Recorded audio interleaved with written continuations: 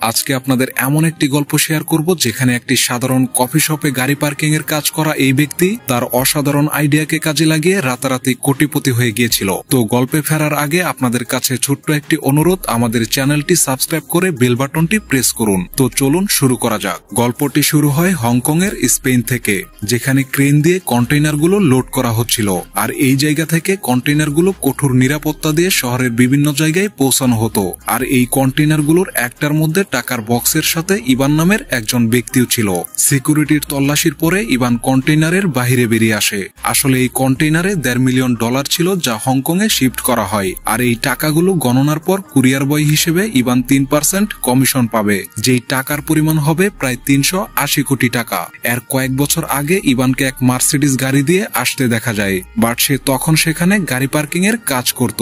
এরপর ইভান কাজ শেষ করে বৃষ্টিতে ভিজতে ভিজতে বাড়িতে আসে আর তার মাকে আজকের ইনকামের টাকা দেখায়। তার মা ইনকামের টাকা দেখে অনেক খুশি ছিল, বাট তিনি এটাও বলেন তোর বাবাকেও একটু সময় দে, তোর বাবা তোর কথা খুব মনে করে। ইভান একটি মিডল ক্লাস পরিবারের ছেলে ছিল, তারপরও সে একজন সফল ব্যক্তি হতে চাইত। এক সময় ছিল যখন ইভান তার বাবাকে হিরো মনে করত, আর সে কখনো সেই দিনকে ভুলতে পারেনি যেদিন সে তার বাবার সাথে বিয়ের কমিউনিটি ক্লাব খোলার জন্য ব্যাংক থেকে লোন নিতে গিয়েছিল।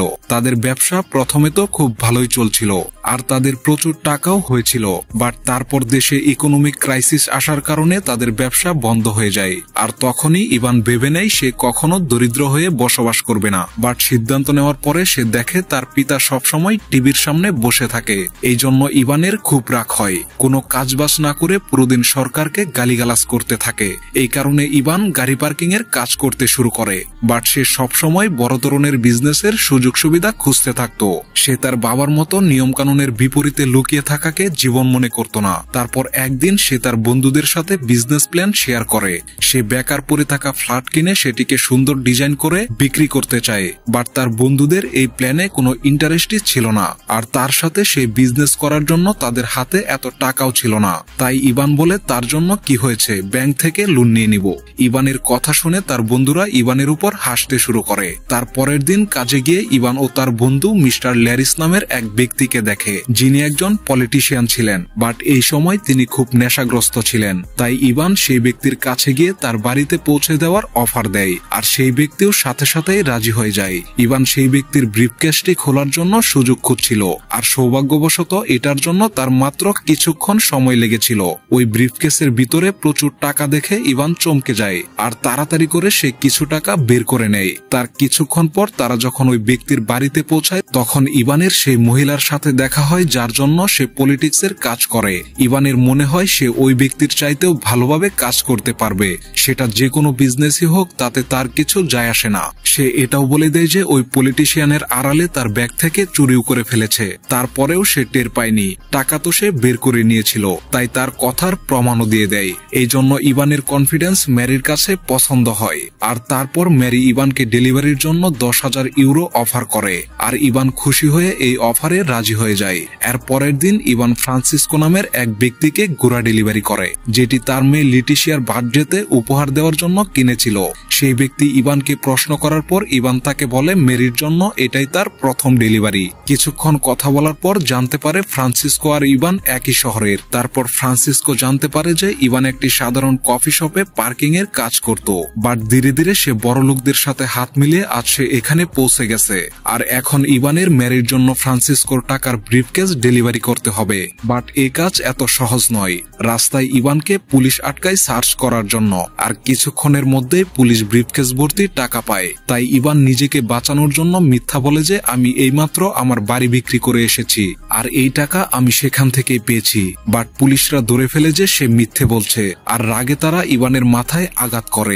ইভান বুঝতে পারে সে এখন বিপদে পড়ে গেছে, তাই তার মধ্যে পুরো কনফিডেন্স এনে বলে আমি তোমার বসকে চিনি, ফোন করব নাকি ওনাকে, দিব নাকি কল। এরপর পুলিশরা ভয় পেয়ে তাকে ছেড়ে দেয়। আসলে এই পুলিশগুলো ম্যারির জন্যই কাজ করে, আর এসব ম্যারিরই প্ল্যান ছিল, যাতে সে ইভানের কাজের প্রতি দায়িত্বশীলতা সম্পর্কে জানতে পারে। ডেলিভারি হয়ে যাওয়ার পর ইভান তার পারিশ্রমিকের সাথে সাথে বোনাসও পায়, যাতে সে নতুন কাপড় কিনতে পারে। তারপর তারা ড্রিঙ্কস করতে থাকে। তারপর এক সময় ম্যারি আর ইভান অনেক কাছাকাছি চলে আসে।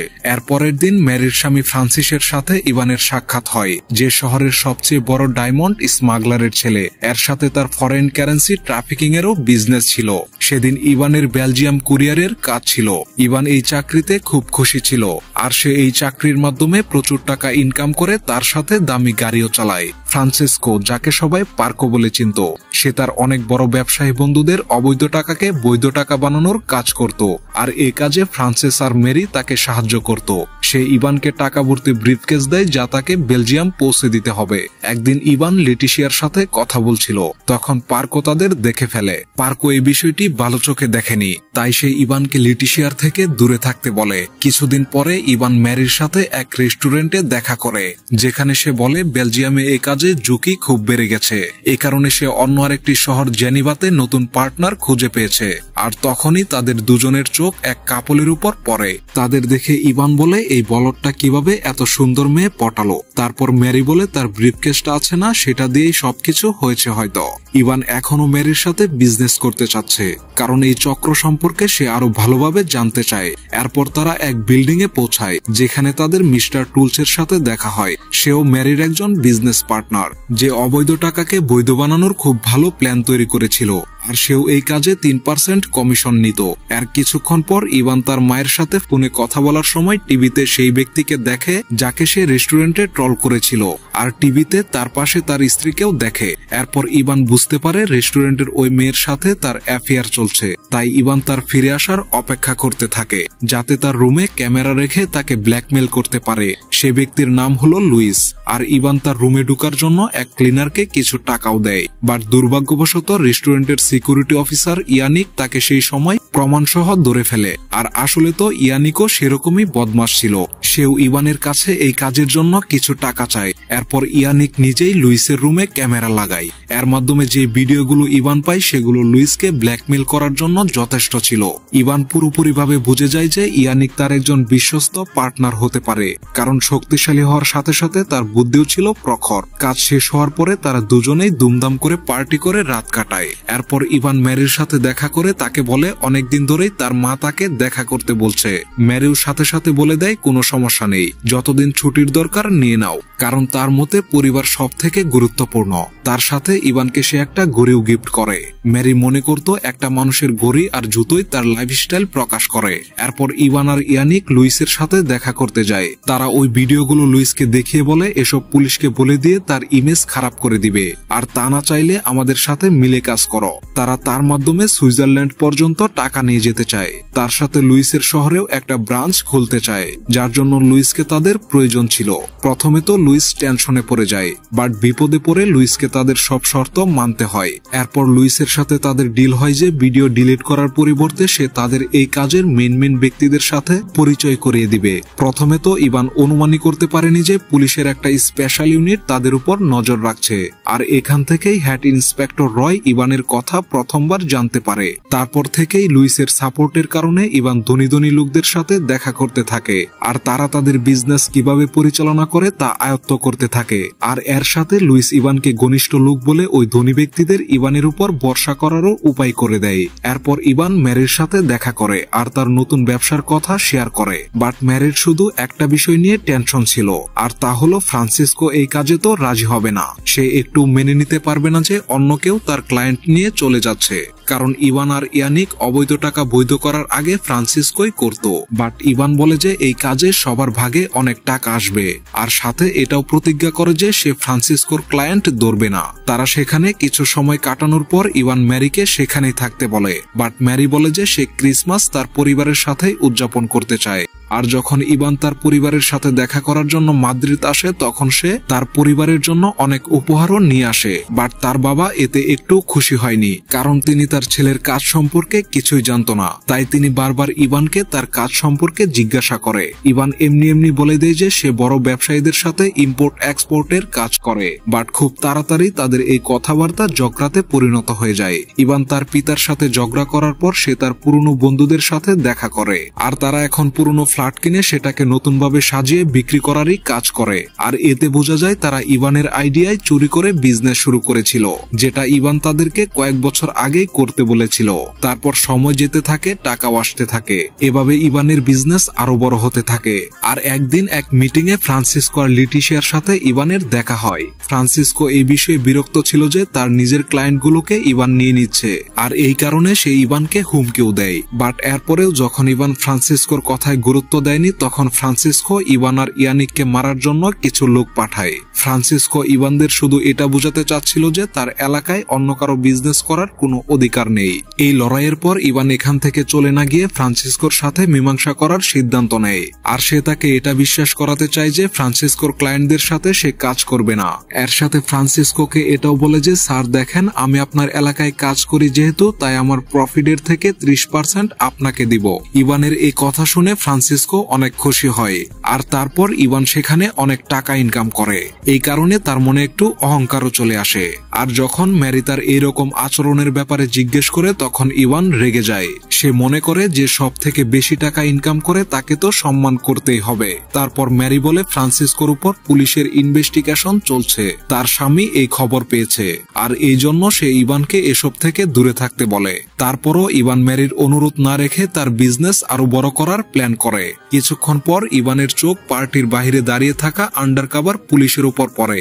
ইভান তাদের কাছে গিয়ে বলে তাকে তাদের বসের কাছে নিয়ে যেতে। ওই পুলিশরা তাকে পুলিশ স্টেশনে নিয়ে যায়। আর সেখানে তাদের সাক্ষাৎ হয় ইন্সপেক্টর রয়ের সাথে, যে ওই সময়ের ইনকোয়ারির ইনচার্জ ছিল। ইভান তাকে বলে, আমি আপনাদের সাহায্য করার জন্য পুরোপুরিভাবে প্রস্তুত আছি, বাট আমার বস তো ফ্রান্সিসকো, আর সব টাকা তো আমি তাকেই দেই, তাই তার সম্পর্কে আমি সব তথ্যই আপনাকে দিতে পারবো। বাট এটার পরিবর্তে ইভান তাদের নিজের জন্য পুলিশের কাছে সম্পূর্ণ নিরাপত্তা চায়। আর অন্যদিকে তো তাদের ইনকামের 30% ফ্রান্সিসকোকে দিবে এই ওয়াদা করেছিল, যাতে ফ্রান্সিসকো তাদের সন্দেহ না করে যে পুলিশদের কাছে তারা ইনফরমেশন দিয়েছে। আর এই জন্য ইভান লিটিশিয়াকে প্যারিস নিয়ে যায়। এখানে এক সপ্তাহের জন্য লিটিশিয়ার প্রতিটা ইচ্ছা সে পূরণ করে। আর লিটিশিয়ার সাথে প্রেমের নাটক এই জন্য করছিল যাতে কেউ তাকে সন্দেহ না করে, আর যাতে সে বলতে পারে আমি তো আমার গার্লফ্রেন্ডকে নিয়ে ঘুরতে গিয়েছিলাম, আমি জানি না কি। এর কিছুদিন পর যখন লিটিশিয়া টিভিতে দেখে তার বাবাকে পুলিশ জেলে নিয়ে যাচ্ছে, তখন সে তাড়াতাড়ি মাদ্রিদ যাওয়ার জন্য রেডি হয়ে যায়। বাট সে কিছুতেই বুঝতে পারেনি যে ইভানই তার বাবার গ্রেফতারের কারণ। যখন ইভান তাদের শহরে ফিরে আসে, তখন লিটিশিয়া তাকে অন্য এক মেয়ের সাথে শুয়ে থাকতে দেখে ফেলে। এই কারণে সে বুঝে যায় ইভান তার সাথে মিথ্যা প্রেমের নাটক করেছিল। ফ্রান্সিসকো জেলে যাওয়ার পর ইভান সবাইকে বলে যতক্ষণ পর্যন্ত সে জেল থেকে ছাড়া না পায়, ততক্ষণ পর্যন্ত তার ক্লায়েন্টদের কাজ আমি করে দিব। বাট ম্যারি আর তার স্বামী ফ্রান্সিসের এটা ঠিক মনে হয়নি, কারণ পুলিশের কাছে ফ্রান্সিসকোর ক্লায়েন্টদের ব্যাপারে নিশ্চয়ই তথ্য থাকতে পারে, তাই তাদের কাজ করলে ইভান ফেঁসে যেতে পারে। ইভান তাদের কথা মেনে নেয়, আর এখন থেকেই তার বিজনেস আপাতত স্টপ রাখে। তার অবশিষ্ট পুরো টাকা মাদ্রিদে পার্টি করে উড়িয়ে দেয়। আর যখন টাকা শেষ হয়ে যায়, তখন ইভান তার নিজের বাড়িতে ফিরে আসে। বাড়িতে এসে সে জানতে পারে তার বাবা অনেকদিন আগেই মারা গিয়েছে, তাই তার মায়ের সত্যি সাহায্য প্রয়োজন। ইভান তার নিজের বাড়িতে ফেরার পর সে নতুন বিজনেস আইডিয়া সম্পর্কে ভাবতে থাকে। আর পরিশেষে সে চাইনিজ মাফিয়াদের সম্পর্কে জানতে পারে। ইভান লুইসের কাছে ইয়াওমিন সম্পর্কে জানতে পারে। মিন এখান থেকে সবার কালো টাকা চায়নাতে পৌঁছাতো, বাট সে পুরনো পদ্ধতি ব্যবহার করার ফলে কয়েকবার পুলিশের কাছে ধরা পড়ে যায়। এরপর ইভান ম্যারির সাথে দেখা করার জন্য যায়, আর তার সাথে বলে যে আমি ইয়াওমিনের সাথে ডিল করতে যাচ্ছি। বাট সবচেয়ে বড় বিপত্তি ছিল এখন সুইজারল্যান্ড থেকে টাকা নেওয়া কিংবা আনা অসম্ভব হয়ে গিয়েছিল। তার উপর আবার ক্লায়েন্টরা ক্যাশ টাকা চায়। ইভানের কাছে এর জন্য একটা উপায় আছে। সে বলে সুইজারল্যান্ডে আটকা পড়ে থাকা টাকাগুলো ইয়াওয়ের চাইনিজ অ্যাকাউন্টে পাঠিয়ে দেই, আর এর পরিবর্তে ইয়াও আমাদের ক্যাশ টাকা দিয়ে দিবে। দুই পার্টিরই এই আইডিয়া খুব পছন্দ হয়, আর তারা এই কাজে রাজি হয়ে যায়। এইদিকে ম্যারি আর ইভান নতুন ডিলের জন্য পার্টি করার সময় ফ্রান্সিসকো হঠাৎ করেই তাদের টেবিলের কাছে চলে আসে। লিটিশিয়াকে ধোঁকা দেওয়ার পর ফ্রান্সিসকো বুঝে ফেলে যে ইভানই তার বিরুদ্ধে পুলিশকে খবর দিয়েছিল, আর সে জর্জকে টাকা দিয়ে তার কেস ক্লোজ করে ফেলে। সে এখন যে কোনো উপায়ে ইভানের কাছ থেকে প্রতিশোধ নিতে চায়।